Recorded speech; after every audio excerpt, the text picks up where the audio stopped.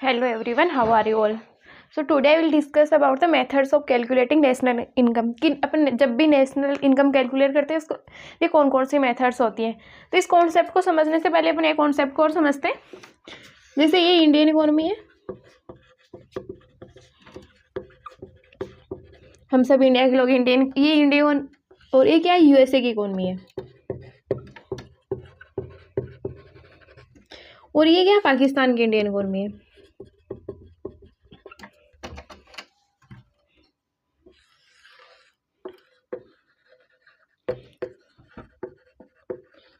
तो इनमें से सबसे ज्यादा रीच किसकी इकोनॉमी है? तो ये है यूएसए की इकोनॉमी है, रीच। और पाकिस्तान की क्या है, पुअर इकोनॉमी। और इंडिया की इकोनॉमी क्या है, एवरेज इकोनॉमी, क्योंकि वैसे भी इंडिया क्या है, डेवलपिंग कंट्री है, तो इसकी क्या है, एवरेज इकोनॉमी। तो अपन ये कैसे पता लगाते हैं कि यूएसए की सबसे ज्यादा रिच इकोनॉमी है, इंडिया की एवरेज इकोनॉमी एंड पाकिस्तान की पुअर इकोनॉमी? तो अपन किस बेसिस पे ये पता लगाते हैं? In the basis of the performances. और ये परफॉर्मेंस क्या होती है? जब भी अपन किसी कंट्री की क्या नेशनल इनकम काउंट करते हैं, या फिर जब भी किसी कंट्री की अपन जीडीपी एमपी निकालते हैं,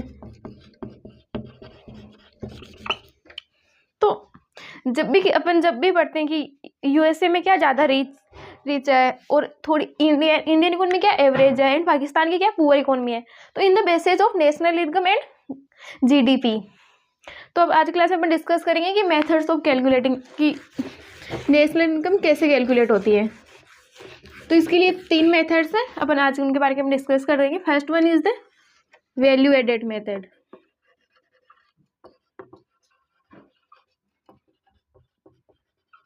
second method is the income method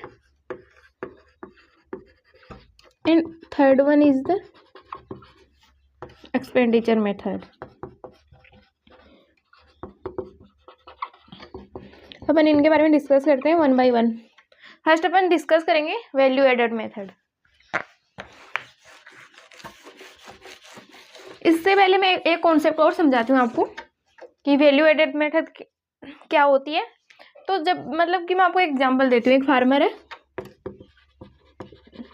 जो क्या वीट प्रोड्यूस कर रहा है, और जिसने क्या मतलब कि 50 kg वीट प्रोड्यूस किया है, और उसकी प्राइस क्या है, कितनी है, 10 मान लेते हैं एक बार के लिए। तो ये कितनी हो गई, 500। तो उसकी जो प्राइस है उसको सेल करने पे वो कितनी होगी, 500। तो जब भी अपन नेशनल इनकम काउंट तो उस फार्मर के लिए ये क्या है, फाइनल प्रोडक्ट है। एक फार्मर है जो अपने फार्म में क्या वीट प्रोड्यूस कर रहा है, फिर वो उसको सेल कर रहा है, तो उसके लिए तो फाइनल प्रोडक्ट ही होगा। ऐसा तो है नहीं कि वो उसके लिए इंटरमीडिएट है, मतलब कि उसके लिए इंटरमीडिएट प्रोडक्ट था जब वो उसको खेत में बो रहा था, तो वो उसके लिए इंटरमीडिएट था, लेकिन जब उसको सेल कर रहा तो वो वीट क्या है, उसके लिए फाइनल प्रोडक्ट है। फिर सेकंड वन एक आटा चक्की वाला है जो क्या उससे गेहूं लेके उससे वीट लेके क्या आटा सेल कर रहा है। तो जब भी वो आटा सेल करेगा तो वो ऐसा तो है नहीं सेम पे लेगा, वो क्या 15 कर देगा, उसकी प्राइस क्या इंक्रीज कर देगा। तो यहाँ पे कितना हो गया, 750। तो उसके लिए फाइनल प्रोडक्ट क्या है, गेहूं तो उसके लिए क्या इंटरमीडिएट प्रोडक्ट है, और उसके लिए आटा क्या फाइनल प्रोडक्ट है। तो उसके लिए प्राइस कितनी होगी, 750। फिर एक बेकरी वाला है जो क्या उसे आटा लेके क्या ब्रेड बना रहा है, तो ब्रेड क्या फिर और भी महंगे बिकेंगी, तो उसके लिए इसकी प्राइस कितनी हो गई, 20 हो गई। तो उसके लिए कितना आएगा, ये 1000 आ गया। तो और इसके लिए क्या है, ब्रेड क्या फाइनल प्रोडक्ट है। तो यहाँ पे फाइनल प्रोडक्ट क्या क्या आ गया, वीट आ गया, यहाँ पे आटा आ गया एंड यहाँ पे ब्रेड आ गया। तो अपन जब भी नेशनल इनकम काउंट करेंगे तो क्या इन तीनों को जोड़ देंगे, ये कितना हो गया, 2250। तो हमारी नेशनल इनकम कितनी आ गई यहाँ पे, 2250। मतलब कि वैल्यू एड मतलब इन तीनों को जोड़ दिया। तो क्या ऐसा पॉसिबल है? ऐसा पॉसिबल नहीं है, क्योंकि इसके लिए क्या हो जाएगा, डबल काउंटिंग की प्रॉब्लम हो जाएगी। क्योंकि ये 500 यहाँ भी इंक्लूड है, यहाँ भी इंक्लूड है और यहाँ भी, तो ये तीनों जगह सेम सेम 3 बार काउंट हो रहा है। तो इसके लिए क्या वैल्यू एडेड प्रॉब्लम हो गई। तो इसका सॉल्यूशन क्या है, अब इनके सॉल्यूशन पे बात करते हैं। अपन ऐसा तो कर नहीं सकते,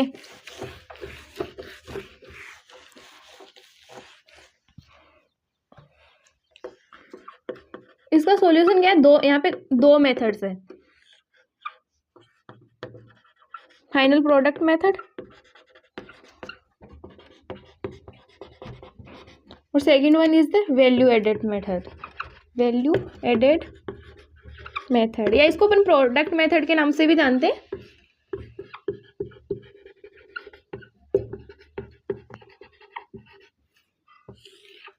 तो इस मेथड में क्या होता है, अपन सीधा डायरेक्टली क्या वो फाइनल वाला ले लेंगे। तो जहाँ पे क्या बेकरी वाला कितने में ब्रेड सेल कर रहा है 1000 में, तो यहाँ पे अपन सिर्फ इसको कंसीडर करेंगे 1000 को, बाकी अपन वो 500 एंड 750 कंसीडर नहीं करेंगे, सिर्फ और सिर्फ 1000 कंसीडर कर लेंगे। तो ये क्या है final product method. Second one आती है वैल्यू एडेड मेथड। इसमें क्या होता है, अपन फर्स्ट यहाँ पे क्या होता है सेल, मतलब कि यहाँ पे सिर्फ पहले कितना आता है 500 आ जाता है, फिर सेकंड वन क्या आता है हमारा आटा, तो उसके लिए अपन ने इसको कितने में किया था 750, तो इसमें से अपन माइनस कर देंगे 500, तो यहाँ पे कितना आ गया 250।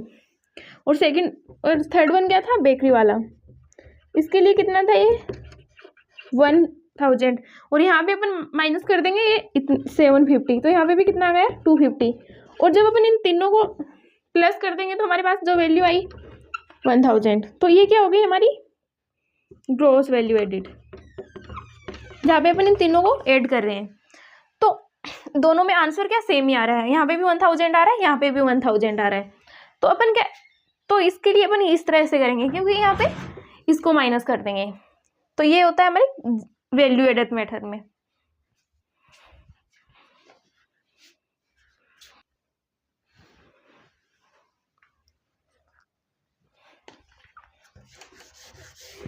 अब बात करते हैं अपन इसके फॉर्मूले की। इसका फॉर्मूला क्या है, वैल्यू एडेड मेथड का फॉर्मूला क्या है, तो value of output minus intermediate consumption.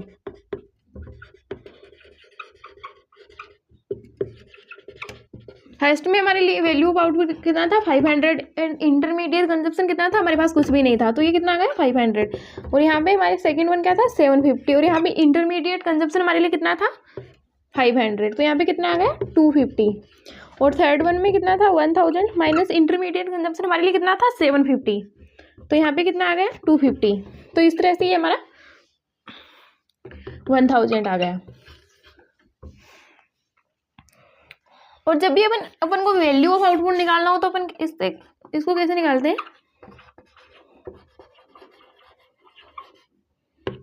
क्या है value of output,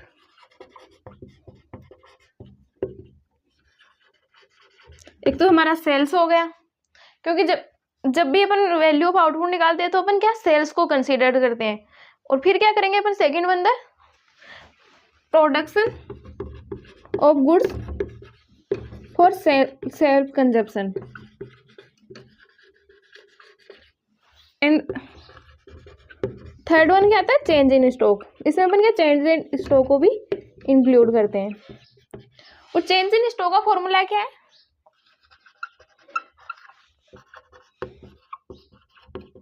opening stock minus closing stock.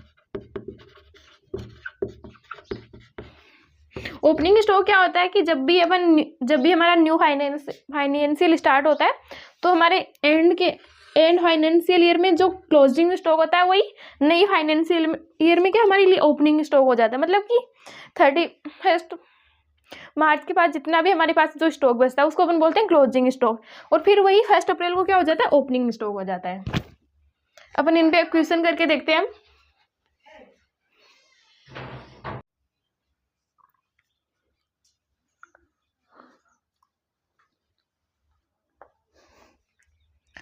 अब मेरे पास एक क्वेश्चन है, calculate the GVMP by firm A and firm B, और इसके लिए मुझे गिवन है domestic sales by firm A 4000, exports by firm A 1000, purchase by firm A 2200 and sales by firm B 2940 and purchase by firm B 1300। तो अब उसके लिए निकालना क्या है मुझे, GVAMB gross value added by, तो पहले फर्स्ट अपन निकालते हैं GVAMB बाई फर्म ए। पहले अपन फर्म ए का निकालते हैं ग्रोस वैल्यू एडेड। तो इसके लिए हम, मेरा फॉर्मूला क्या है,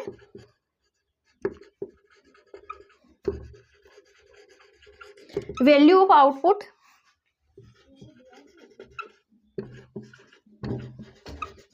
माइनस इंटरमीडिएट कंजप्शन।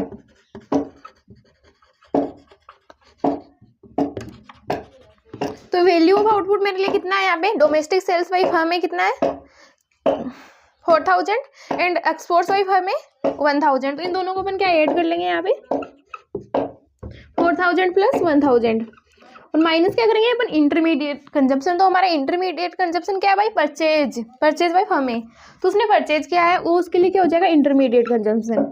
तो कितना हो गया 5000 माइनस 200, तो ये कितना हो गया 4800।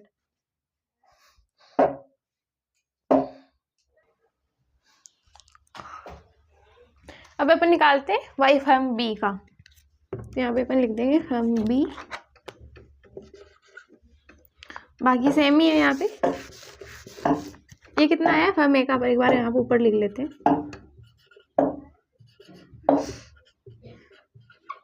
तो फर्म ए का कितना है, फर्म बी का sales by firm B 2940 minus का इंटरमीडिएट कंजप्शन कितना है 1300। तो अब इसका कितना आ गया, ये इसमें से माइनस करेंगे तो 0 4 9 में से 3 गए 6। तो GVAMB वाई फर्म ए का कितना है 4800 एंड बाई फर्म बी का कितना है 1640। तो अपन को जब भी GDP-MB निकालना हो तो अपन क्या करेंगे, इन दोनों को ऐड कर देंगे। तो हमारा GDP-MB कितना आ गया यहाँ पे,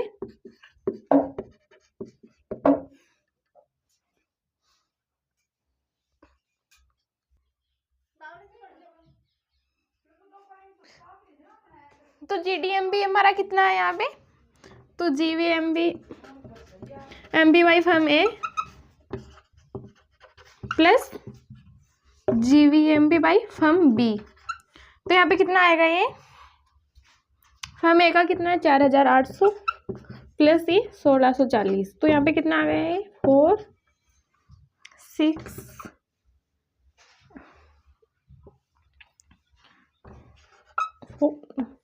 और यहाँ पे कितना है 6। तो ये कितना आ गया हमारा GDP-MB।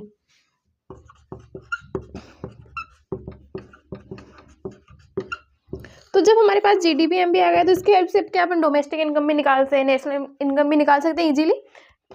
तो कल के फॉर्मूले में जैसे अपन ने देखा था कि GDP-MB से अपन नेशनल इनकम कैसे निकालते हैं, डोमेस्टिक इनकम कैसे निकालते हैं, with the help of GDP-MB। तो हमारा GDP-MB क्या आ गया, जितना भी हमारा ग्रोस वैल्यू एडेड आया था उन सबका सम टोटल, उन सबको अपन जब भी टोटल कर देते हैं उनका सम कर देते हैं तो हमारे पास क्या आ जाता है GDP-MB। तो इसकी हेल्प से अब अपन डोमेस्टिक इनकम भी निकाल सकते हैं, नेशनल इनकम भी निकाल सकते हैं।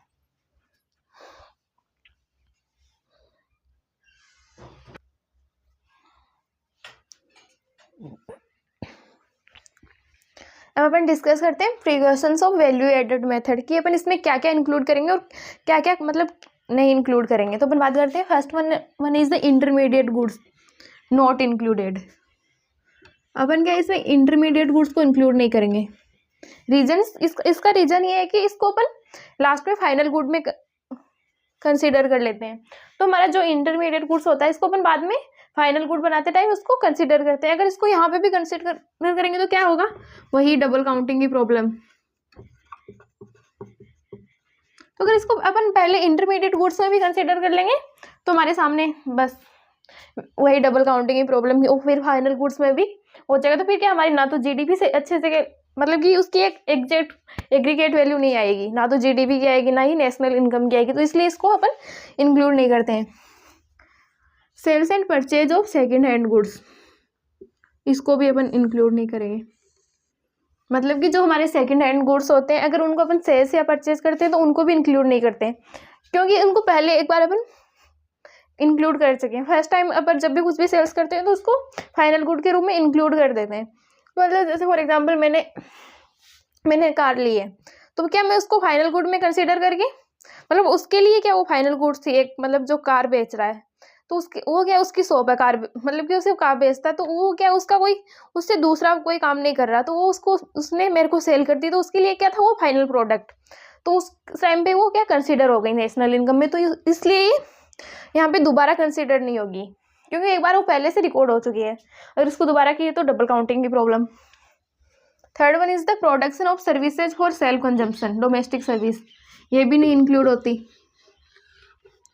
यहाँ पे मतलब एग्जाम्पल है कि कोई एक डॉक्टर है जो क्या सर्विस दे रहा है, तो वो तो इंक्लूड होगी, जब भी उसकी सारी जितनी भी बनी है तो वो तो इंक्लूड होगी, लेकिन जब वो क्या अपने घर वालों में से किसी के मतलब किसी को देख रहा है, उसको मेडिसिन वगैरह दे रहा है, तो वो उससे पैसे नहीं लेगा, तो इसलिए वो क्या इसमें इंक्लूड नहीं होगी। जैसे फॉर एग्जाम्पल अगर एक टीचर है, वो मतलब स्टूडेंट्स को पढ़ा रहा है, तो वो तो क्या है उसके लिए इनकम सोर्स है, लेकिन वो जब अपने घर में पढ़ा रहा है बच्चों को, तो वहाँ पे वो उसको कंसिडर नहीं करेगा, तो वो उनसे पैसे नहीं लेगा, तो इसलिए वो भी इसमें वैल्यू एडेड मेथड में इंक्लूड नहीं होगी। Production of goods for self consumption, मतलब कि यहाँ पे क्या है सर्विस है, सर्विस मतलब कि इंक्लूड नहीं हो रही, लेकिन जो गुड्स है, production of goods for self consumption, मतलब कि जो खुद के लिए सेल्फ कंजम्पशन के लिए जब कोई गुड्स प्रोड्यूस कर रहा है तो वो इंक्लूड होगा वैल्यू एडेड मेथड में। Fifth one imputed value of own occupied house, मतलब कि जब भी कोई मतलब कि जैसे किसी ने हाउस रेंट पे दे रखा है, तो उससे जो इनकम आएगी वो इंक्लूड होगी नेशनल इनकम में, तो इसलिए इंक्लूड होगा। चेंज इन स्टॉक, हमारे जो भी चेंज इन स्टॉक का फॉर्मूला क्या है, opening stock minus closing stock, तो ये तो इंक्लूड होगा, क्योंकि ये क्या है इसको पहले तो अपन ने इंक्लूड किया नहीं है, तो ये तो क्या इंक्लूड होगा। अपन जब भी वैल्यू एडेड मेथड से नेशनल इनकम या डोमेस्टिक इनकम कैलकुलेट करेंगे तो ये इंक्लूड होगा। Eighth one is the sales and purchase of shares, bonds and debentures not included, क्योंकि यहाँ पे अपन पैसे तो शेयर कर नहीं रहे, क्या अपन ने किसी को शेयर्स इंक्लूड कर दिए, तो यहाँ पे क्या होता है, मैंने मतलब क्लास स्टार्टिंग में बताया था कि अपन क्या किस मतलब जीडीपी वगैरह किस बेस पे निकालते हैं, in the base of money performances, जो क्या किसकी फॉर्म में होती है, मनी की फॉर्म में। ऐसा तो है नहीं अपन ऐसे निकालेंगे कि मैंने पहले भी बताया था कि 50 kg वीट, 7000 मोबाइल्स,